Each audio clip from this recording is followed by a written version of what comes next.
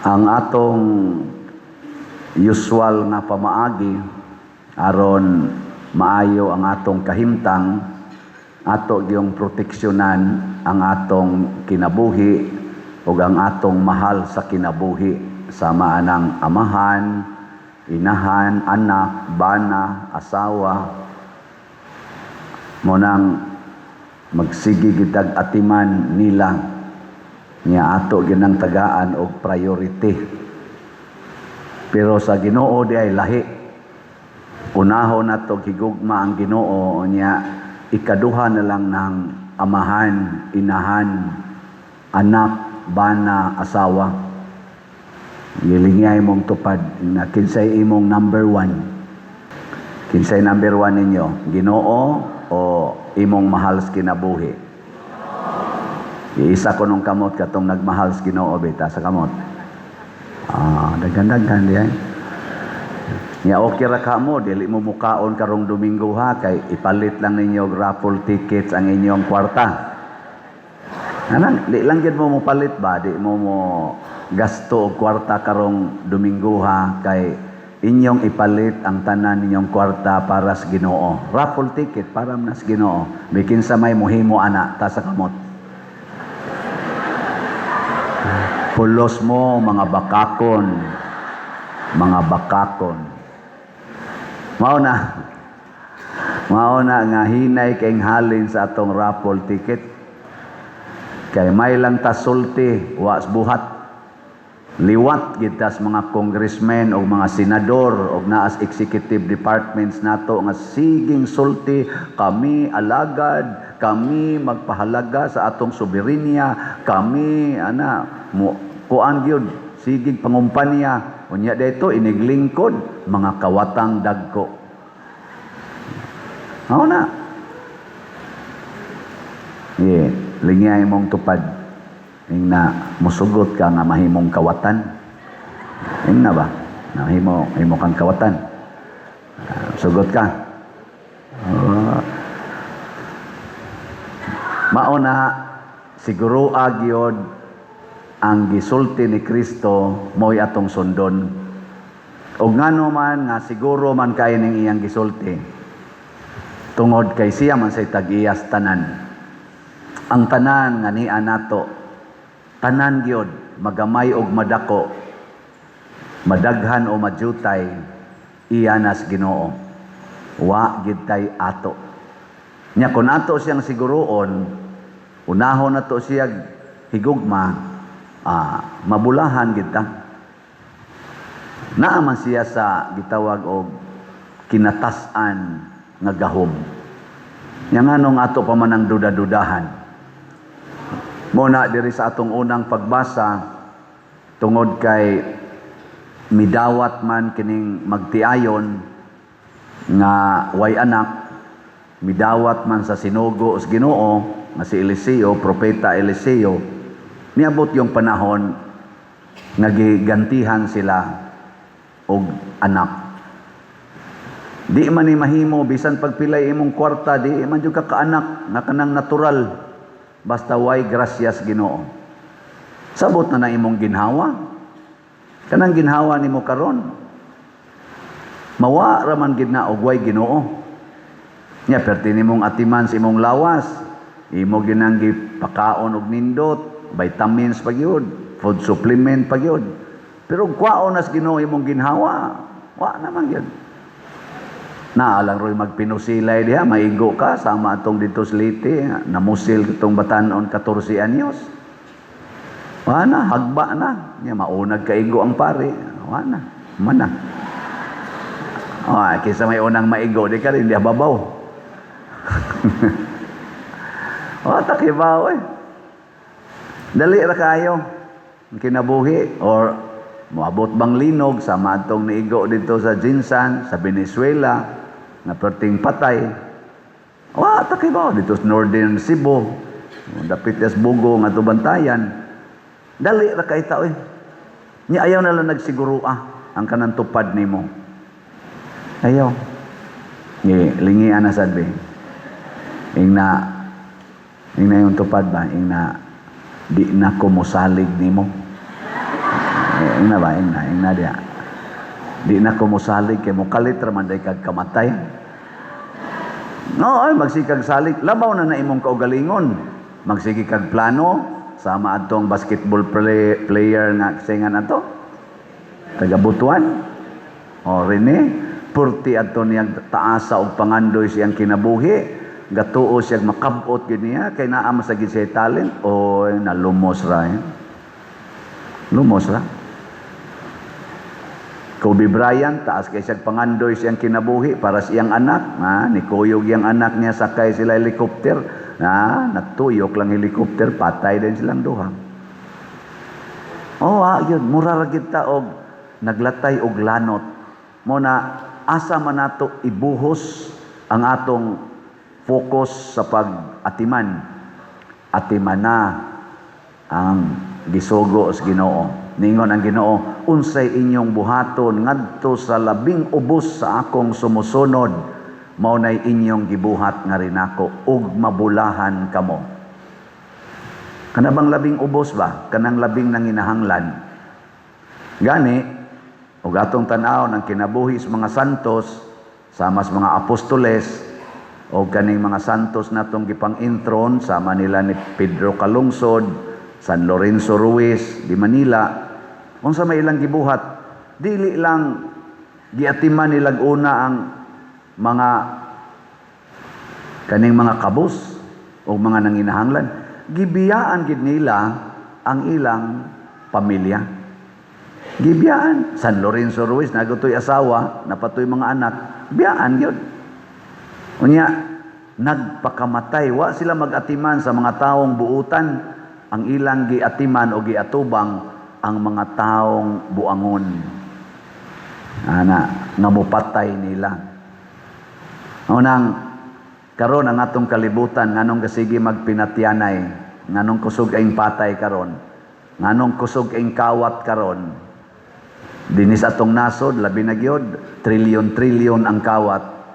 Nya magsigig himo anang impeachment pagkadagkua ra ba nato gasto anang impeachment. Nya mura gyud na sila gadua-dua. Tanawa ha? Tagaan ta mo example. Sa ako lang tanawa, mura rin sila gadua-dua. Di man na tinuod nga hustisya ng ila dihang resulta. Nga naman, mag-agad ra sa gidaghanon sa mubutar or sa mo convict or mo acquit. Mo nang sige sila contest. Ang ila gidihang gipaningkamutan karon sa Senate nga moabot sila 16 ka buok kanang gusto nga mo impeach sa vice presidente. Moabot sila 16 ka buok. Sa pagkakaroon murag 13 pa man sila. Kuwangan pa sila tulog. Mo na ilang ipapriso ang kaning ilang kontra, ilang pangtaktakon, ilang panghulgaon aron mutakli ngadto nila. O do na nay duhang ni takli si Villanueva og si Escudero. Kanang uban sigihan pag nila. Unya katawanan kayo, daghan kay kunuhay silang dokumento para kanang sa ilang kaso nga gi-file. Talab minalitan ko dokumento, lawyers pa imo, porting daghanang lawyers, porting nindutan nila mga lawyers pila sa kay bayad ana. Pero at the end naaragyos 16 ba sila o 13 ra ba? Dili hustisya ang gibasihan. Unsa man? Political alliance. Pamulitika ra gyud nga dagko kay tagasto aning lang impeachment. Makasulbad ba na sa atong kagutom karon? Makasulbad ba na sa ato karong economic collapse? Ni collapse naman ang atong ekonomiya. Makasulbad ba na sa unemployment karon? Makasulbad ba na sa mga classroom sa mga estudyante na purting daghanang kuwang og mga gubaon? Makasulbad ba na sa atong flood control? Nating-uwan na rabasad, baha sa nigmaayo, wa pa may nahuman gyud, pulos pa man na giagian atong tino. Makasulbad ka na nining ato karon na mga mag-uuma nga hapit na wa nay ikagasto sa ato mga masakiton, wa nay budget ang ato mga public hospitals, papunduhon lang kada daplin hangtod ka mamatay. Kasulbad na kanang impeachment.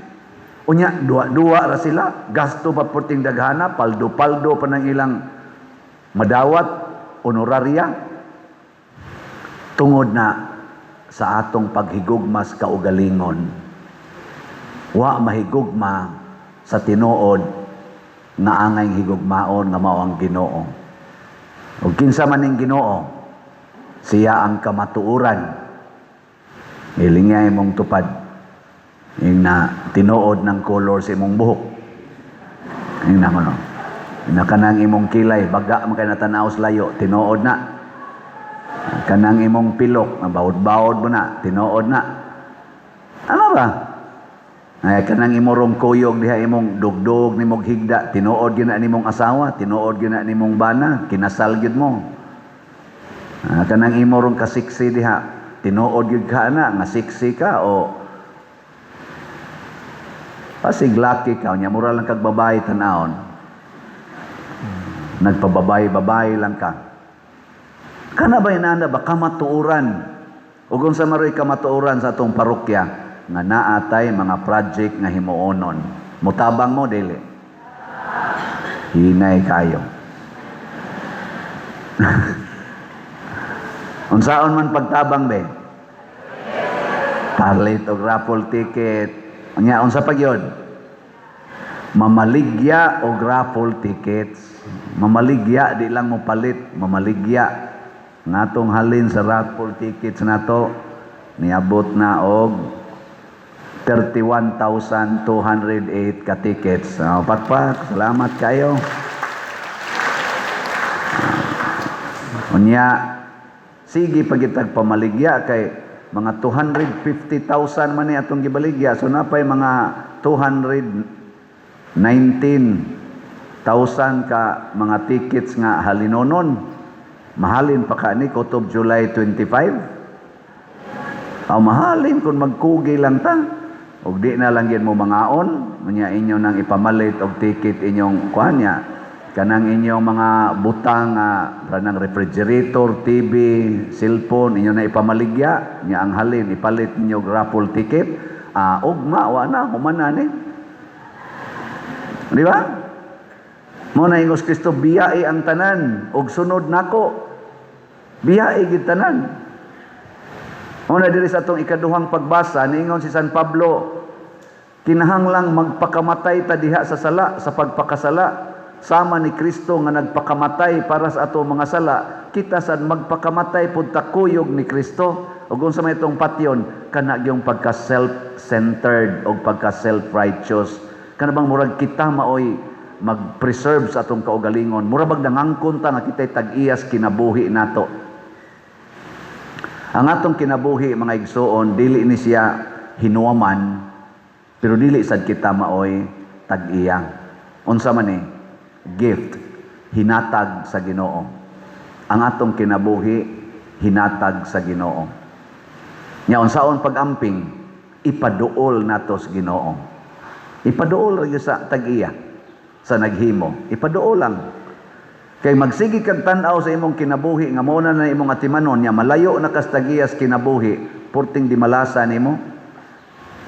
Mura ka og nikonek kag kurente gikan sa Sibico nya imong giputol ang imong connection dito sa poste, pero daghan kay kag suga nga gibutang sa inyo, ikaputol atong connection unsa may mahitabo? Mapaong mungit-ngit ng tanan nimong suga. Mao sa na ang Ginoo. Ayaw pagsigig concentrate anang kwarta, kanang imong health, kanang imong honor, kanang imong power, kay mga privileges ra na nga gihatag sa Ginoo. Sooner or later, way siguro karong gabi mawa na na. Maligsan lang ka diha rog series. Wa na. Or kana bang mga e-bike, maligsan ka. Huot ra ba kay ni dinhi atong daan, nya maglakaw ka, mababad ka gamay. Maligsan day kag e-bike, puspos day imong os gutter, awan na. Patay na. Sakay ka habal-habal, nakinas ng habal-habal, lagpot ka, tiwasan day yung ka sa dump truck, awan na. Patay na ka. Dali ra kay na matayon. Pero adto kas Ginoo, matud pang San Pablo, bisag mamatay pa ta, mabuhi tagbalik nga din agit ta mamatay. Ngao na. Unsa may buhaton? Tabangi ang nanginahanglan Unsay atong panginahanglan karon, ang atong bell tower, ato unta ning mahimo ug ato sad unta ni siyang mabayran. Na ongoing man aron diha. Ang atong adoration chapel, sige patagtrabaho diha, mahuman mo na atong unahon, targeton tana nga inigpista pohon basig maka-blessing tana. Nya ang ato sa dihang CR nga himuonon, di patingin na mahuman karon pero ato na ng punduhan daan. Nya dayon kanang atong buta pumero himuon tanang Walk of Apostles. Kana dako-dako sa naggasto diha pero mahuman na balaan na kay nang lugar kay inig padong nimo dinhi hikap kag 24 12 ka santo. Iabot nimo diri ampo kay gumas misa hikap na sa kag 12 ka santo ngadto. Igabot nimo dito RH atakihon dayon ka. Awa na. Siguro nakaslangit. Yun ka? Connect. Holy ba? Holy. Walk of Apostles God. Nya ang kani atong lingkuranan. Ato ning ilisan kay mga gubao na kay ni. Mao na maghimo tag nindot. Kanang iniglingkod nimo tuog dayon. Kana aron dia matuslok mo na imong lubot imong pang likod anang mga gipang-agay-ay naman adiha pero agwantahon lang sana nato ato gining ilisan pero magdepende sa inyong gugma sa panginahanglan sa simbahan ug mahimo ni nato by next year sunod pista ma-in place na ni tanan pwede na ta mga matay di na ta balibaran sa Ginoo dito. Nya unsaon to pagpalit og raffle tickets? Una, dihas gawas na dihay mga lamisa sa atong opisina. Nya nasa roy gasuroy-suroy na maligyag raffle tickets. Sige lang mo pamalit basta kasaligan lagnaong. Unya, pwede sana sa atong bank accounts, atong GCash accounts, akong GCash na close na next month pa nimo open. Unya dayon atong kwarta padala. Tanawa laning ato mga ngan din ipamutang kay mao ni siya'y atong sundon. Ako na lang sa ding i-report ninyo kaning atong ako pa di atong YouTube channel. Sunda sa din ninyo kanunay kay makatabang-tabang biya gini. Una, maka-influensya ta sa kabag-uhan sa panghuna-huna sa mga tao. O kaning Padresiano Ubod, no? Mga 295,000 ka-subscribers mo na itanawa. Sige lang mo view, like, share kada adlaw. Unsa may mahitabo, basin pa di mapadadaan nato ang mga tao nga gusto nang magbinuang niya makabati sa atong wali basin pa di babag-o. Na iniduol nako ningon siya pader padong na jud ko maghikog unta atong higayuna. Pasalamat lang gyud kong nakabati ko sa imong wali. Kaya wa na bili akong kinabuhi. Pero pag-explain nimo about death, about life, nabag-og yung ko pader. Muna karon buhi pa ko. Nakopalit dito raffle ticket. Sa dip ka mamatay usab, no? Ana, maka-influensya na Anya, maka-income sa tagamay. Atong niaging buwan, ang atong income sa YouTube, ilang gi-share? Mga 218,000 kapin. Pakpakan na tong YouTube. Salamat kayo. Nya ato tong gigamit sa atong charitable expenditures nga niabot sa mga 1.2 million. Mura lang gilamoy. Pero may na lang. Doon na say, kaning doon na gitay income. Nya, mao din ni ang atong report sa atong financial report sa atong parokya. Magpakita ni kung unsa ninyo kahigugma ang atong parokya for the month of May 2026. Beginning balance nato 1,837,807 centavos. Ang atong total cash receipts for the month of May 6,790,589 pesos and 49 centavos. Ang total cash disbursements pupariha man sad ni sila 6,794,536 and 92 centavos. Atong ending balance 1,833,859 pesos and 85 centavos. So salamat kay ninyo pakpakan nato kausab atong kaugalingon. Pero dili ta mohunong mga igsuon hangtod mapakita nato ang kinabuhi nga makapahimo natong suod yun guys Ginoo. Higugmaon gyud nato ang labing ubos, ang labing nanginahanglan ug ang simbahan. Ug manghinaot ang kining atong gugma ni ining simbahan nga atong gialagaran mutakod ni sa ato karong mga leaders nga sa pagkakaron purtig yung wapag sila gugma sa atong nasod, ang ilang gihigugma, ang ilang bulsa ug ang ila ra yung mga pamilya bahala nag wan atay kaon ang kadaghanan basta sila paldo-paldo lang yun. Atong iampo nga makaamgo unta sila sa kadako sa panginahanglan ug sa kadako sa damage nga nabuhat nila sa atong katawhan nga Pilipinhon.